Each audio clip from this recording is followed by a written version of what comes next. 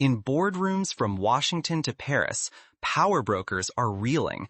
The West is stunned, blindsided by a deal that breaks the old rules, rules that for generations positioned Africa always as the petitioner, never the partner. In this moment, Africa stands upright. It no longer begs, it bargains.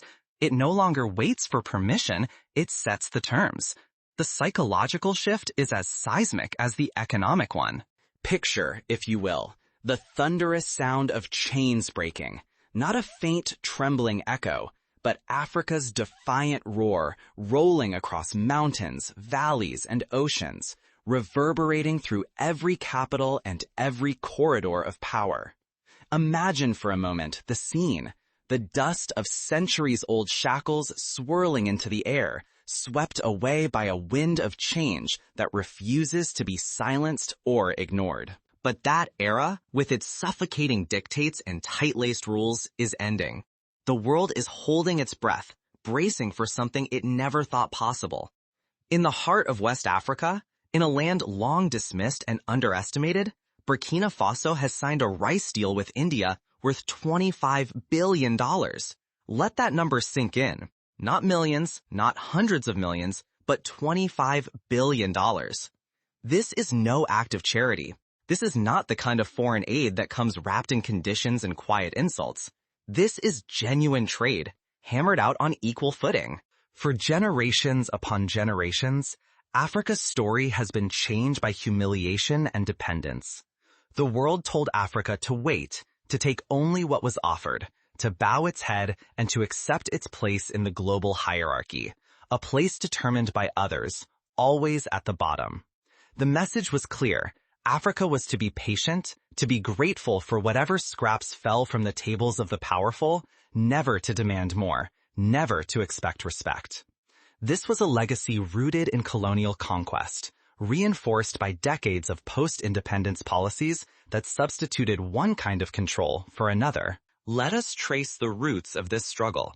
Let us see how Africa's fight for food sovereignty has brought the world to this turning point, and how the lessons of the past can inform the actions of today. But this is about more than rice. This is about pride, about autonomy, about the right to reshape a narrative centuries in the making. The stakes could not be higher.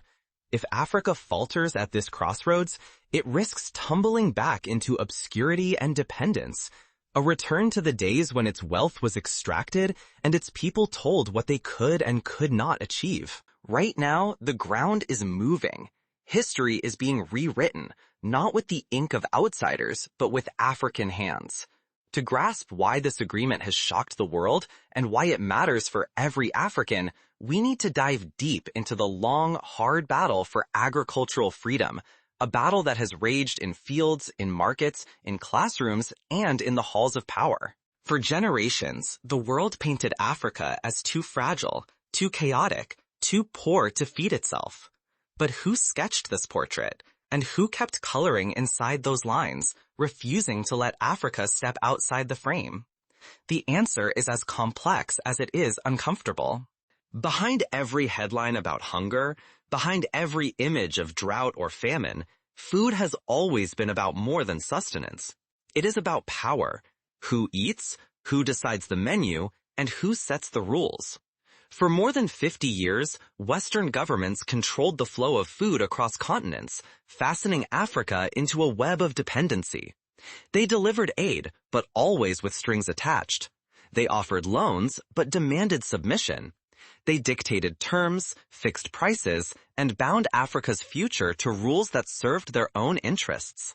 American and European leaders spent tens of billions of dollars each year on farm subsidies, making their wheat, corn, and rice impossibly cheap.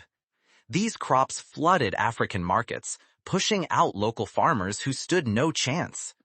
As homegrown harvests rotted in the fields, the shelves of city shops filled with imported grains. The unspoken message was unmistakable. Africa cannot eat without permission from Washington or Brussels. Consider, for example, the story of Ghana in the 1980s. After a series of cocoa price collapses, the International Monetary Fund and the World Bank stepped in with loans, on the condition that Ghana cut subsidies to local farmers and open its markets to imported foods. The result? Local producers were decimated, while supermarkets filled with cheap foreign goods. This pattern played out in country after country, Nigeria, Zambia, Tanzania, and more. The very hands that dispensed food aid were the same ones signing trade deals designed to keep African agriculture weak. But this was never about kindness. It was about leverage. The so-called Green Revolution, which transformed agriculture in Asia, was never truly unleashed in Africa. Instead, Western corporations and governments kept a tight grip on what seeds could be planted, what chemicals could be used, and what technology could be accessed. Each time Africa tried to rise, new debts and tighter restrictions followed. Every so-called rescue came with invisible costs, paid in lost pride, lost control, and lost futures. But what if everything could change with one bold act? What if a single deal could flip the script and prove that Africa is ready to strike bargains, not beg for scraps? This is not just hypothetical. We are witnessing such a moment right now. A deal unlike any before is about to unfold. A deal that could rewrite Africa's future and shake the world's assumptions. This is how the game changes, and why the world is watching with a mix of awe and apprehension. Africa is too poor, too chaotic, too unprepared to do anything but accept handouts. Textbooks repeated it. News anchors echoed it. Policymakers in distant capitals believed it. For decades, millions of young Africans were taught that their destiny depended on the charity of outsiders, not on their own skill and ambition. The idea that African solutions could solve African problems was smothered before it even had a chance to breathe. Yet this isn't just the past. It is happening right now. As long as the cycle persists, Africa's greatest treasure, its youth, will keep looking for hope far from home. The continent's fields will stay quiet, its markets thin, its dreams endlessly deferred. Think of the millions who risk their lives crossing deserts and seas, not because they lack ambition, but because they have been denied the tools to build a future at home. The stakes could not be higher. Independence, respect, and the right to choose Africa's own destiny. India, a nation with a population exceeding 1.4 billion people, could have easily stuck with its traditional Western suppliers. Instead, it chose to look south, to Africa. This is about much more than rice. It is about the right to choose, to trust, and to rewrite the rules of partnership. India is deliberately turning away from old Western trade routes and toward Africa's fields and hands. Why are leaders in Washington and Paris scrambling, while African farmers erupt in celebration? The answer lies in a pact that nearly every analyst said would never happen. Burkina Faso has signed a rice trade agreement with India, valued at $25 billion. This is not charity, and it is not aid. This is a trade deal forged between equals, Africa demanding and finally receiving the respect it has long been denied. To understand the significance, remember how, for decades, the United States wielded its position as the world's largest agricultural exporter like a club. American wheat and rice often came with political conditions, support for certain policies, votes at the United Nations, or alignment on security issues. Europe, too, used its common agricultural policy to maintain a grip on African markets, ensuring that African farmers could never compete on a level playing field. But now, the Western response has been pure panic. In Washington, officials are holding urgent, high-level meetings. In Paris, the media is in uproar. European and American trade giants are stunned, angered, as their historic grip on African commerce begins to crumble. The fear is palpable, not just economic loss, but the loss of influence, the end of an era when Africa's options were dictated from afar. For decades, African nations were boxed in by Western aid, loans, and so-called solutions, each one engineered to keep Africa dependent. Western corporations dictated the seeds farmers could plant, the prices they could accept, and the terms of every export. In some cases, African governments were forced to privatize water or land as a condition of receiving aid, leading to the displacement of small farmers and the erosion of local food systems. But that era is ending. African farmers are finally seeing their work honored, not as a token, but as a powerful force in world trade.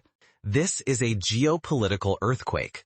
The old system, with the United States and Europe at the top, Africa at the bottom, is cracking. Burkina Faso's dramatic rise is the first tremor in a broader revolution. This could redraw the map of global agriculture, shake up commodity markets, and challenge the economic dominance of Washington and Brussels. If one African country can command such a deal, what happens when a dozen or 20 nations follow suit? This victory is not luck. It was built on years of self-investment, new irrigation systems, resilient local seed banks, and bold policies supporting sustainable agriculture. Take, for example, Burkina Faso's efforts to rehabilitate degraded land through techniques like pits and farmer-managed natural regeneration, which have restored millions of hectares to productivity. Other African countries, such as Ethiopia and Rwanda, have invested in extension services and farmer cooperatives, boosting yields and incomes. Burkina Faso and its neighbors bet on their own abilities, refusing to repeat the mistakes of dependency. Now, that gamble is paying off. The deal is a blazing signal to anyone who doubted Africa's power to choose its own future. But every power shift brings danger. Already, Western governments are plotting countermoves, media campaigns to discredit African agriculture, threats of new trade barriers, and quiet conversations about destabilization. Remember how, after Ghana tried to diversify away from cocoa in the 1990s, it faced punitive tariffs from the European Union? Or how Nigeria's attempt to ban rice imports in the 2000s was met with smuggling and external pressure to reverse course? Africa's newfound strength is being challenged before the ink has even dried. All eyes are now fixed on what unfolds next. This is more than a contract. It is a revolution in confidence, dignity, and global perception. If Africa stays this course, who else will rise? And how far could this movement go? The echoes of this deal are being heard in Nigeria's vast rice paddies, in Kenya's tea fields, in Ghana's cocoa groves, in Ethiopia's coffee plantations. Each success story can inspire another. But is this bold new path truly secure? Or will old powers find ways to claw back control? The next moves are about to test Africa's resolve and the world's willingness to accept a new order. Will the West attempt to divide African nations, to pit them against one another, as was done so many times before? Or will Africa hold firm, united by a vision of shared prosperity? Could this deal be the catalyst for an African agricultural revolution, and how will the world react? If Burkina Faso's example is replicated, we could see a surge of investment in rural infrastructure, the rise of regional food processing hubs, and the birth of new trade alliances that bypass traditional Western gatekeepers. This is not fantasy. It is already happening in small but significant ways. The signatures on the historic rice agreement have barely dried, yet its ripples are spreading far beyond Burkina Faso. Across the continent, governments and citizens alike ask, what if Nigeria, Ghana, Ethiopia, and Kenya united to negotiate as one?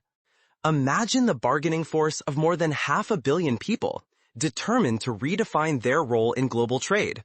Consider the African Continental Free Trade Area, launched in 2021, as an example of what can be achieved when nations come together. The potential for collective bargaining, technology sharing, and value addition is immense. Africa's youth are watching. Suddenly, hope is not a distant dream found overseas. It is something to be built at home. Migration is no longer the only escape. The land itself now holds the promise of opportunity, pride, and a future worth committing to. Initiatives like Nigeria's youth-led rice cooperatives or Kenya's digital agriculture startups are already tapping into this energy, proving that innovation is not the monopoly of the West. But this awakening sends tremors through old power centers. In Western capitals and corporate boardrooms, alarm bells ring. Some policymakers and agribusiness titans are preparing to push back, with trade barriers, misinformation, or subtler forms of neo-colonial pressure. Remember the Monsanto seed lawsuits in South Africa, or the attempts to patent indigenous plants like Ethiopia's teff. Africa's courage comes at a cost, but the spark of sovereignty is spreading, and the entire world is paying attention. What sets this deal apart is not just its scale, but its ambition. This is not a simple rice purchase. Embedded in the agreement are tools for transformation, technology transfer, modern infrastructure, and training for local farmers. For the first time, African nations are demanding more than fair prices and raw materials. They insist on mastering the full value chain, from seed to shipment. This echoes the success of countries like Brazil, which transformed its agricultural sector through research, innovation, and a focus on value-added exports. This shift reaches far beyond economics. It is about restoring pride and rewriting the narrative told about Africa. It breaks the habit of dependency, proclaiming that Africans will no longer accept crumbs while others feast, nor allow outsiders to script their destinies. Imagine a future where African brands are known worldwide, where African agri-tech startups set industry standards, and where the continent is recognized not for its needs, but for its contributions. Yet today, the world has been given notice.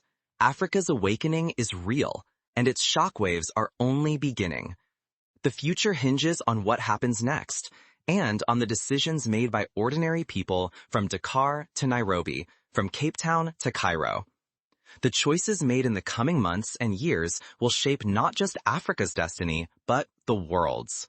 What lessons can Africa, and the rest of the world, draw from this pivotal moment? First, that dignity is non-negotiable. Second, that unity multiplies strength. And third, that sovereignty, once tasted, must be fiercely protected. Still, the journey ahead is fraught with peril. If Africa fails to defend this new sovereignty, old powers may regroup and attempt to reclaim control. Losing momentum now could mean sliding back into the humiliation of neo-colonialism, only with even higher stakes. The lessons of history are clear. Unity is strength, but division is vulnerability.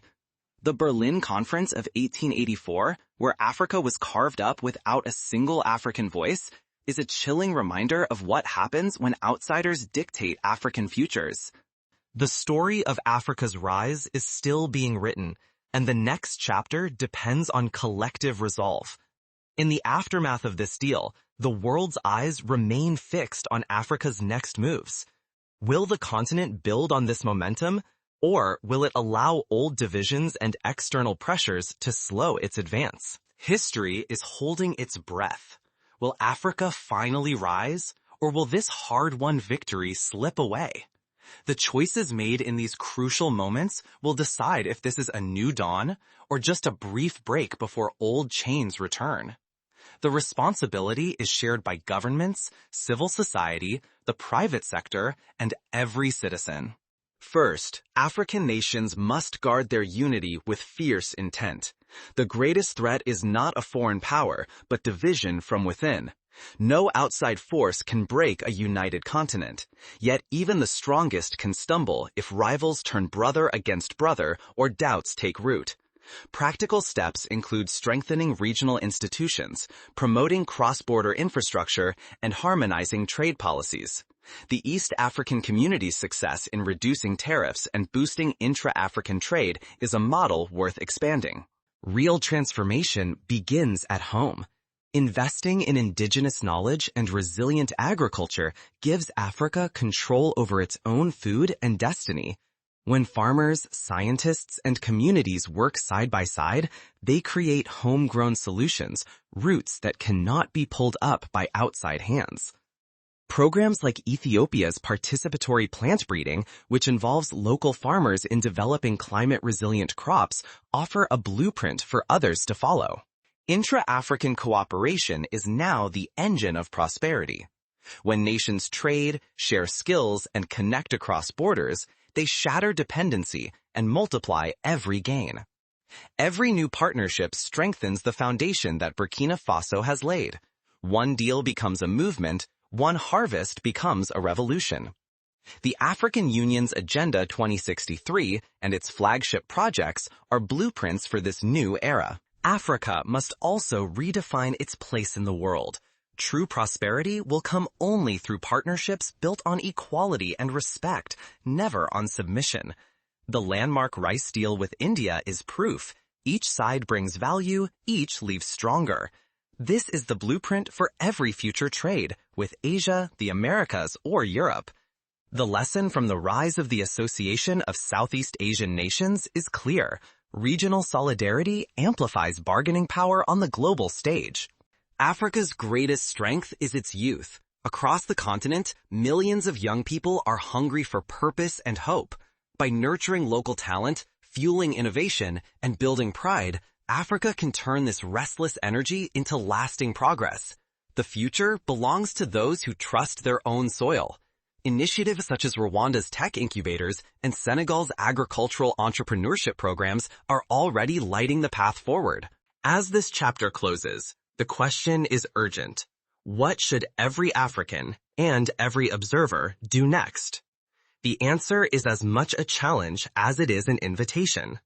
Will you watch from the sidelines, or will you roll up your sleeves and help build the future? But every step forward must be defended. Every deal, every policy, every field sown is a seed. If neglected, it will die. If protected and nourished, it becomes a movement no one can uproot. The risk is clear. Fail to guard these gains, and the old cycle of exploitation and lost dreams returns. African civil society must remain vigilant, holding leaders accountable and demanding transparency in every agreement. History will not wait. The world is watching to see if Africa can protect what it has won, inspire unity, and ignite a continent-wide movement. The responsibility lies with every leader, every farmer, every entrepreneur, every student, every citizen. The example of South Korea's transformation from aid recipient to global powerhouse shows what is possible with determination and vision. Africa stands at a crossroads, with the world watching and the future hanging in the balance. The next move belongs to you. What you choose will echo for generations. Will you choose courage, unity, and pride? Or will you allow old fears to dictate your fate? The stakes are nothing less than Africa's dignity, prosperity, and control of its destiny. If we grow complacent now, the old chains of humiliation will return, ready to snap closed. The world's gaze is sharper, the competition fiercer, and the margin for error razor thin. The lion has roared, and tonight the world cannot turn away. Across continents, Africa's voice reverberates, clear, proud, and impossible to ignore. The historic rice trade pact between Burkina Faso and India signals not just the end of dependence, but the rise of a sovereign continent ready to redraw the lines of global power. For generations, Africa was seen through the eyes of those who exploited its weakness. But this agreement, valued at $25 billion, does more than move rice. It shifts history. It issues a challenge to every boardroom in New York, every exchange in London, and every farm from Arkansas to Punjab. Africa is no longer a pawn, but a player, bold, unbroken, and in command of its own story. But if we seize this momentum, if we keep building, keep forging partnerships on our terms, Africa's future expands beyond imagination. This is not only about rice. It is about billions in trade, the daily struggle and triumph of farmers from Ouagadougou to New Delhi, and the global perception of Africa's true power when united. Tonight, history has been rewritten. By dawn, the next chapter awaits, ours to claim or to forfeit. Yet the journey is only beginning. Every African and every ally must choose. Will you witness change or help build it? The future demands courage, unity, and relentless action. Tonight, the world is watching, startled, some in awe, some in fear, but none untouched. With each agreement, each act of solidarity, we claim another piece of freedom. This is the dawn of a new era. Africa's voice is not just present, it is thunderous and unyielding.